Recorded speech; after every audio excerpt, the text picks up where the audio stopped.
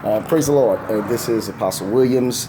Most of you know me from the Real Talk Christian Counseling Center. Many of you know me from Power of God Deliverance Ministries. I did a GoFundMe, about the church in Sumter, South Carolina, which is where I am this morning. I'm here working, and we've done a tremendous amount of work. You know, most of the work that you can see, we've cut down the growth and painted the sign and gotten everything, because the church has really been empty. Well, not empty, but we haven't been here having any worship services since the fire. So I just wanted to kind of give you a video update. As you can see, this is the church, and I've got the doors open. I've got some hanging lights. I'm showing you now. What you're seeing now are the curtains, the drapery in the front of the church. You can see the soot from the walls. Of course, the drums.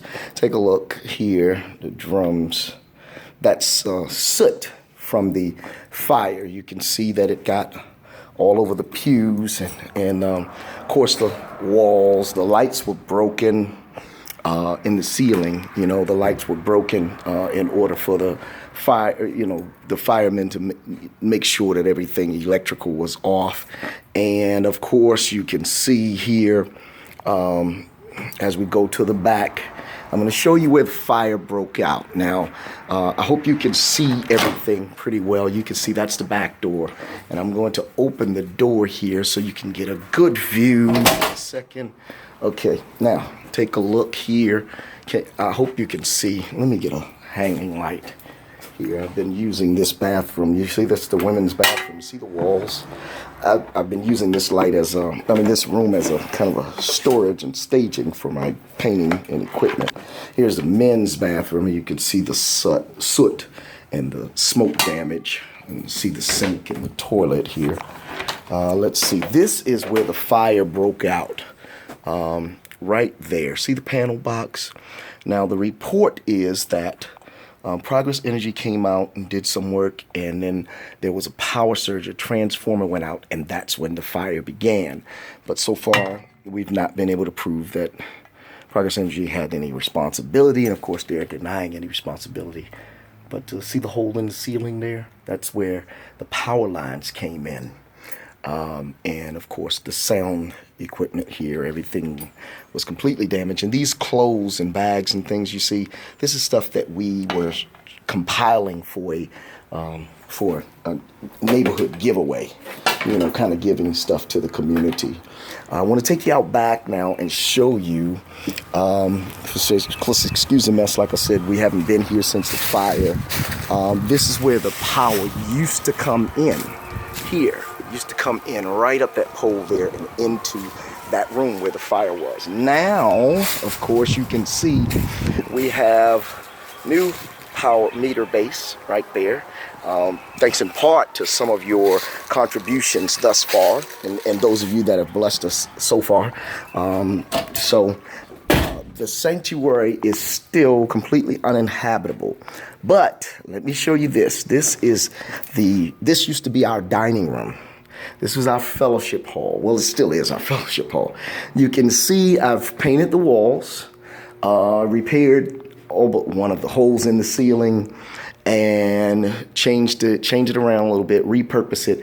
And this is actually where we're going to begin on this Sunday, the first Sunday in the month, and that's April 3rd at 5 o'clock p.m. This is actually where we're going to begin having our worship services here once again. The kitchen was atrocious. Oh my God, it was so hard to get these walls clean, and we still have some repairs that need to be done.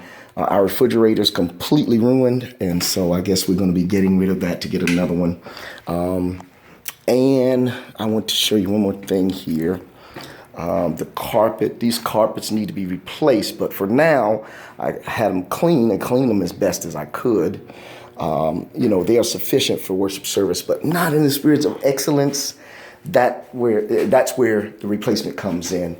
And as you can see, it's still some smoke damage in the office here, which is what I'm working on this week. We're going to be worshiping here. This part's going to be that part over there is going to be completely closed off for now until we finish the work. And we're going to be worshiping here Sunday. Sunday. And for those of you that don't know the address here, it is 525 Boulevard Road, 525 Boulevard Road, Sumter, South Carolina, 29150. Again, it's 525 Boulevard Road, Sumter, South Carolina, 29110.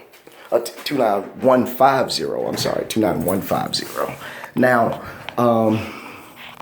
for those of you who don't know, we're still a long ways off to get the sanctuary in habitable condition. The cosmetic work alone is going to cost in the high, and probably in the 4,000 or 5,000 range. And that's if we can have the carpet restored.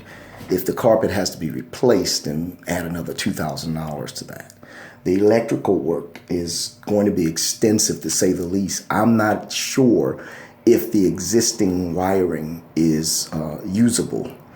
If it is, then we can replace the panel box, the meter box, the service, and the electrical, connectors, and then that'll be sufficient.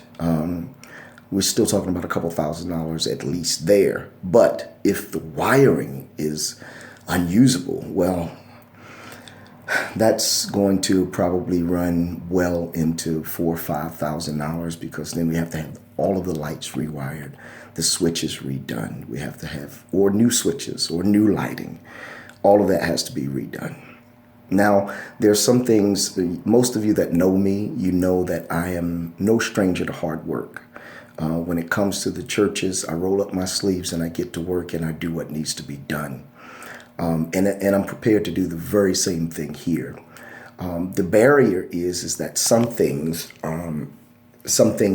I cannot do, because a licensed electrician is required to draw the permits for the inspection that the city must pass. So we're kind of caught between a rock and a hard place. We're resuming services, as I said, this Sunday at 5:00 p.m. But I still need your help. I solicit your prayers. Thank you for your prayers and your comments. But I really do need your financial support. The ministry has been unbelievable. The people from the church in Florence have been unbelievable. The ministry has been unbelievable. And the church here had some resources. So we've drawn from the resources that we have, and we need your support. So please help us with your GoFundMe donations and pledges. $5, $10, $15, $20. You'd be surprised at how much of a difference just a little bit will make from a lot of people. And I checked with GoFundMe. It doesn't cost you anything to donate. Everything that you give goes to the restoration fund of both churches for both tragedies. But this church is our primary focus at this particular time. So donate, help, and pray. And thank you so much for your support. God bless you. Heaven smile upon you.